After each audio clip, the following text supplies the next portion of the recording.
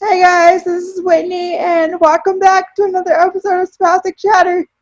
If you didn't know, Spastic Chatter is a platform meant to feature those in the Cerebral Palsy community, and I get together weekly with individuals with CP, like myself, to have a kind of uncensored chat about what it's really like living with this type of disability. And for my guest this week, I have Jermaine Greaves. And you might recognize him from his viral dance video. He is a Yes. he is a dancer, a event planner, and he has his own nonprofit. So we are going to learn more about Jermaine this episode. So I will let Jermaine go ahead and introduce himself. So take it. Okay, so hi everyone. My name is Jermaine Greaves. I'm from Brooklyn, New York, but I was originally born in Georgetown, Guyana. That is in South America. But I came to New York when I was 9 years old. I migrated to this country because of my mom. So that's really my story. I'm an event planner based in Brooklyn, New York. I've been an event planner since 2009. I've had my clothing brand for and my nonprofit clothing brand and nonprofit for uh, 4.5 years, almost 5 years now. And I am a dancer, and I've been dancing since I was about 10 years old. So that's a bit about me. That's awesome. Currently, I'm a theater major in college. I'm almost done with that, and that's some of the epic things I do. That's That's awesome. So take us back to your childhood. How was it like growing up? And you said that you got started dancing at 10. What inspired you to get into dancing? so really the person I have to thank for that is my mom because she put me in so many different activities in elementary school and middle school. So those activities really helped me. And I was also a part of Starlight Starbright as well, growing up, that organization, and Make a Wish. So those type of activities helped me to see that there were other people that were like me as well, and also that that there were people that were like me in CP with CP and other disabilities. So those kinds of organization gave me a window into um, what it's like to have cerebral palsy. Prior to that, though, I grew up in Georgetown, Guyana, where basically I had to go to school. Or that's how I went to school for a long. That's how I went to school for a long time. So I went to school in a stroller. I didn't get a wheelchair until I was 9 or 10 years old when my mother migrated me to New York. But when I went to school initially, where I used to grow up at, I was in a stroller. There weren't a lot of resources for people like myself with a disability in Georgetown, Guyana. So it was difficult because you're in a foreign country where you grew up at, and there's not too many people that you can go to that had a disability. There was one kid I remember when I was in Guyana who had a disability. I don't remember his name, but he was the only kid that I knew that was like me, Yeah. and that was it. And then when I went to America, it was just like adjusting to a new culture that I wasn't familiar with and trying to acclimate myself into American society. I came up to America immediately after 9/11, like October or Oh November wow. of that year. So I, you know, so it was a whole lot of adjustment Yeah, I bet. and trying to figure out, how to go to school. I was definitely bullied somewhat in the beginning because I was different. I had a disability. I was one of the few ones, and when I would go to school, there weren't too many people that were like disabled like me. Yeah. So it's really hard when you're in a school system. And when I came into the American school system, they initially wanted me to go into special ed. My Yeah, mother fought them to. I was just about to ask if you were in general ed or special ed. No, I was in general ed, and my mother, Natasha Hescott, I never say her name publicly, but I'm gonna say it today. Um, is the reason, she fought for me to be in regular education Yeah, classes. They had wanted me to be in special ed, but she said my son is extremely smart and he knows certain things. So she fought the school system tooth and nail to put me in regular education classes. yeah.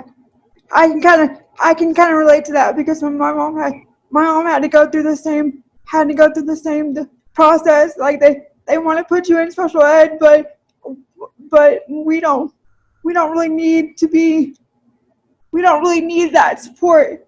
So like so I can relate to that. How is I go ahead. Yeah. What were you about to say? How is a what? Um I lost my train of thought. You go ahead. You go ahead if you have something to say. Okay. So basically, she fought the school system tooth and nail about me going into special ed. She was like, "There's no way my son is gonna go into special ed." And um, what I do remember that the school system did, I was supposed to be in fourth grade, and they put me a grade back.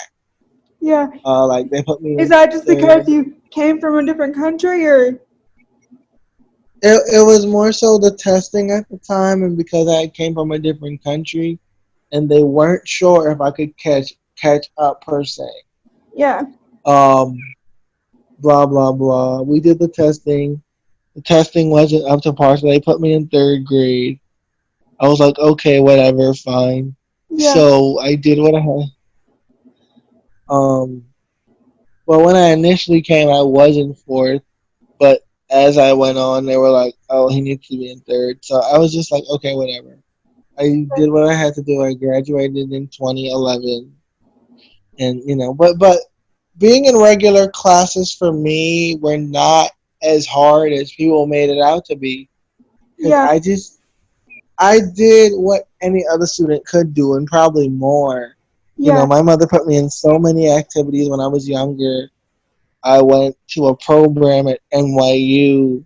I just mentioned to you about Starlight Starbright. Yeah. Um, Being able to travel. Even before I went to America, I had already went on a plane to a foreign country. So like, there's things that like um, my family did to give me access to different experiences. So That's I'm really grateful for that. that's You awesome. know. Like So so you had a very supportive family and that they got you that made sure that you had the resources that you need. Because imagine if it yeah, was even another even when situation.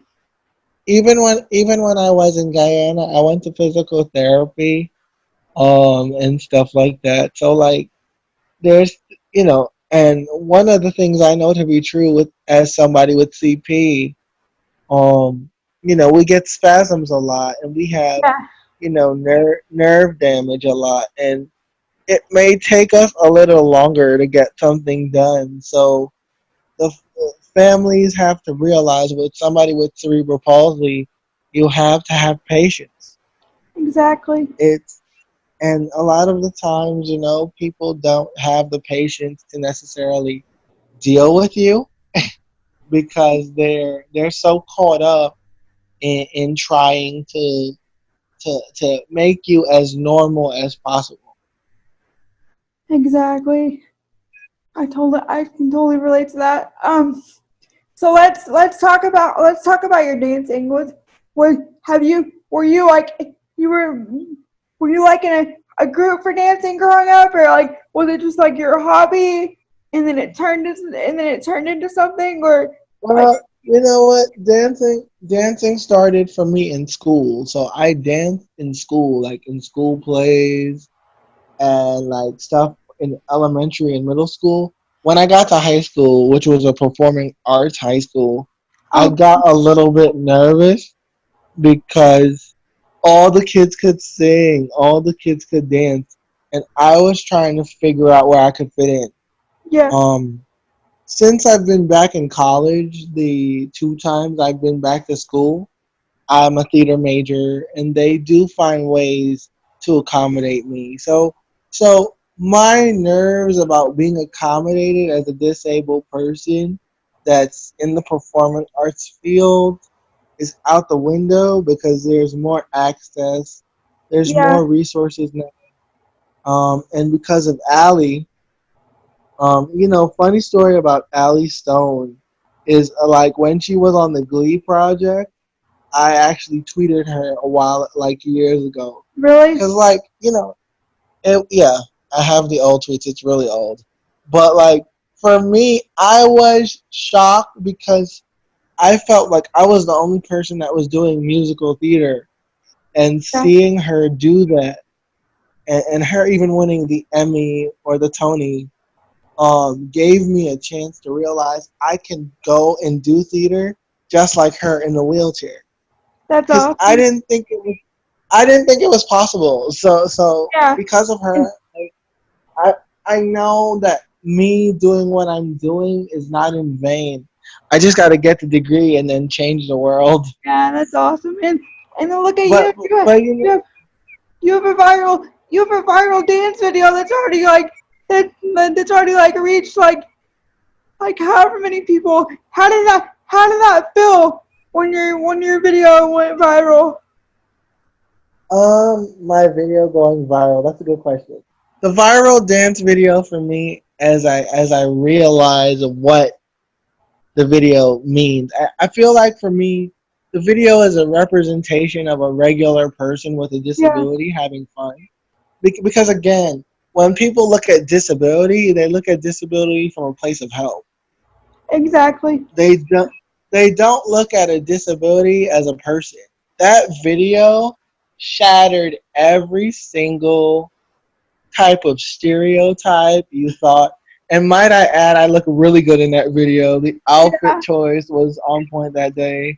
yeah, But again, for me, my whole purpose in living my life out loud is because I was tired of seeing people like put me in a box as a exactly. creative person.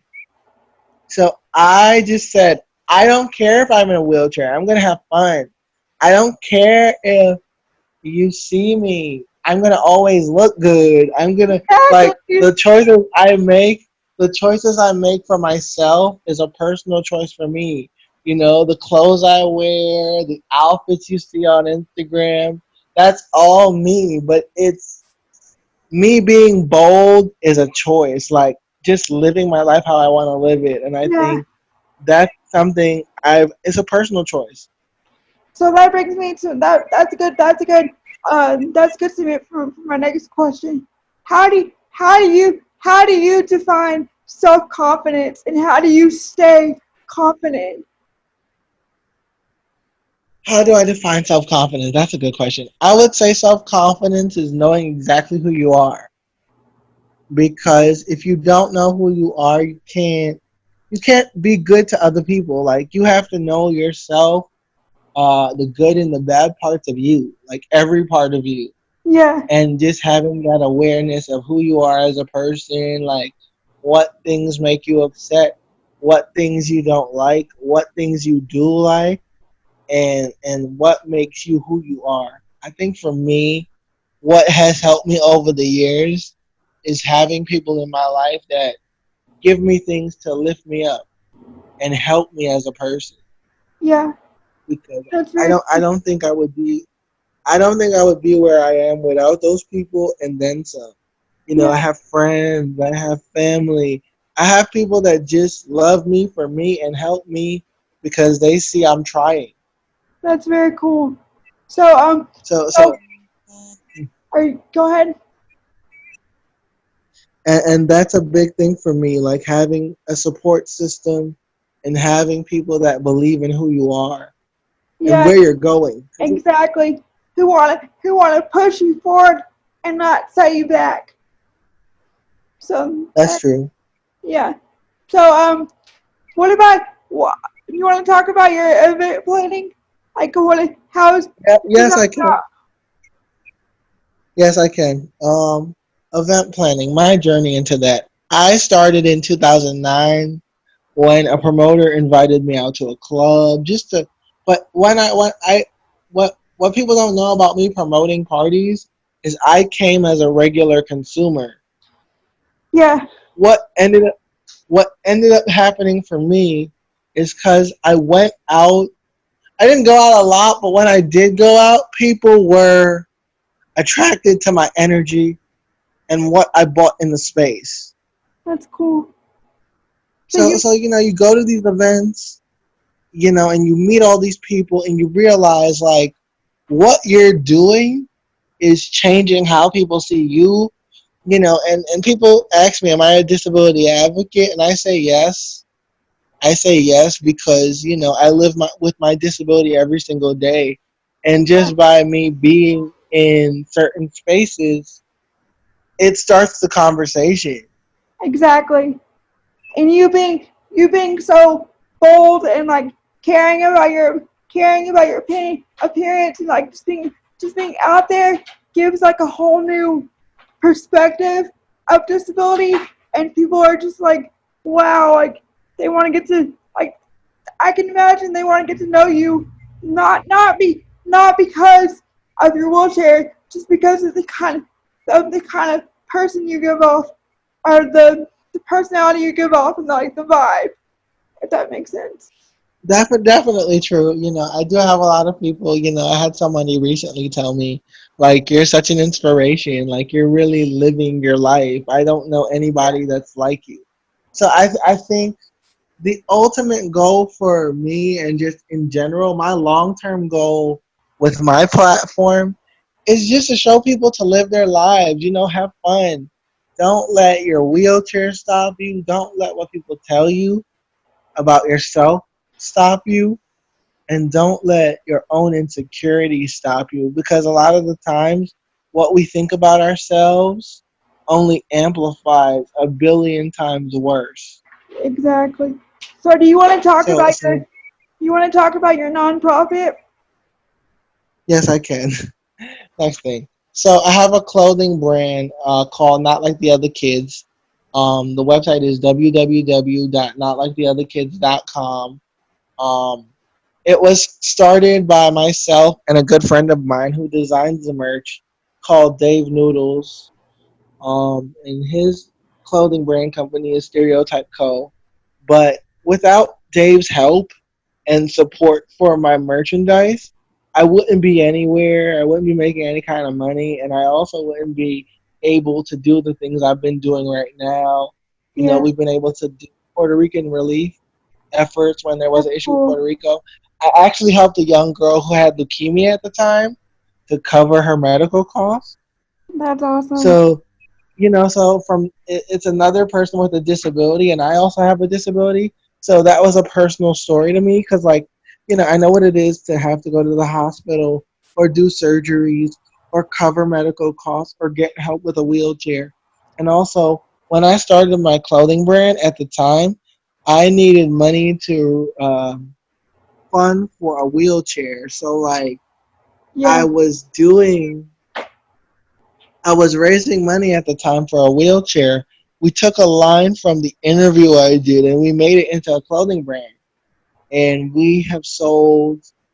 We sometimes we do maybe 1,000 a month on a good day, but that's very cool. it, it's been a journey to brand the clothing brand. Kaylani has worn the stuff. Other celebrities have worn it before. And for me, what I really want to make my nonprofit and clothing brand turn into is a safe space for everybody to feel like, although you're different, you belong. Yeah, that's very Because cool.